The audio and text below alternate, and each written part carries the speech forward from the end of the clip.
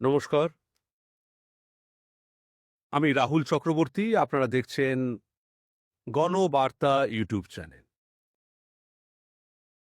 এই আগামী যে নির্বাচন, সেই নির্বাচনে আপনি কি ভোট দিতে পারছেন?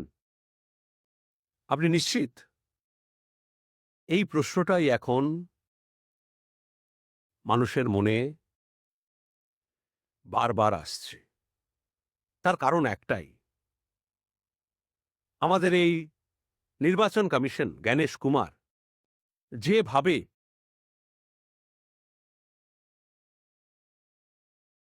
বিশেষ একটা সম্প্রদায়ের মানুষদেরকে বাদ দেওয়ার যে চেষ্টা উনি চালিয়ে যাচ্ছেন, তাতে মানুষের মনে এই প্রশ্নটাই বারবার আসছে। এবং বিশেষত মহিলাদের নাম বাদ দেওয়া হচ্ছে।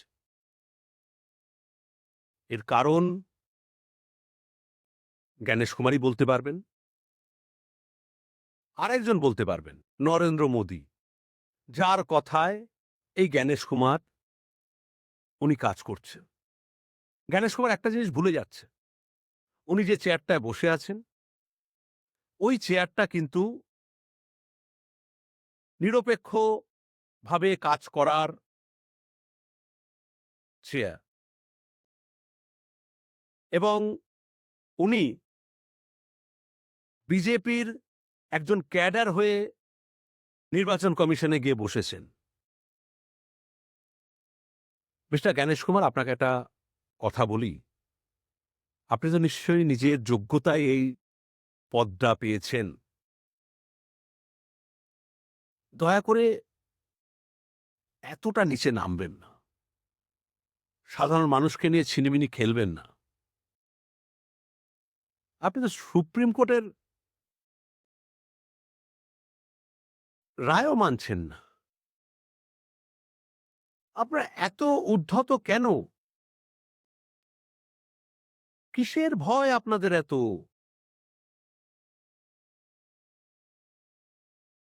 আপনারা সারাদিন গিয়ে রাত্রিবেলায় নামের লিস্ট বের করছেন। কেন?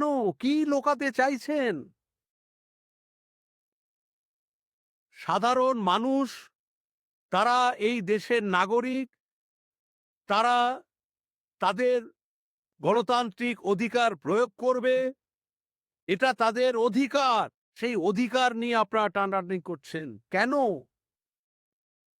কি করেছে এই মানুষগুলো? সাধারণ মানুষকে নিয়ে আপনারা ছেলেখেলা করছেন। শুধু কি তাই? রিচা শর্মা, যিনি ভারতের হয়ে মহিলা ক্রিকেট দলে ক্রিকেট খেলছেন, ভারতের নাম বিশ্বের দরবারে তুলেছেন, উজ্জ্বল করেছে। আপনারা তার নামটাও বাদ দিয়ে দিয়েছেন। ডিলিট করে দিচ্ছেন বিভিন্ন নাম। এটা ভুতুড়ে ব্যাপার একদম। বলছে ৩০ লক্ষ লোকের নাম নাকি তুলে দিয়েছেন। কোথায় সেই নামগুলো? দেখাই যাচ্ছে না তো। এই যে আপনারা একেকটা দিন কাটিয়ে ভাবছেন যে ইলেকশন চলে আসবে আর নামগুলো তোলা হবে না। মূর্খের স্বর্গে বাস করছে। বাংলার মানুষকে চেনেন না, প্রতিবাদ শুরু হয়ে গেছে। এই প্রতিবাদ আরো বাড়বে।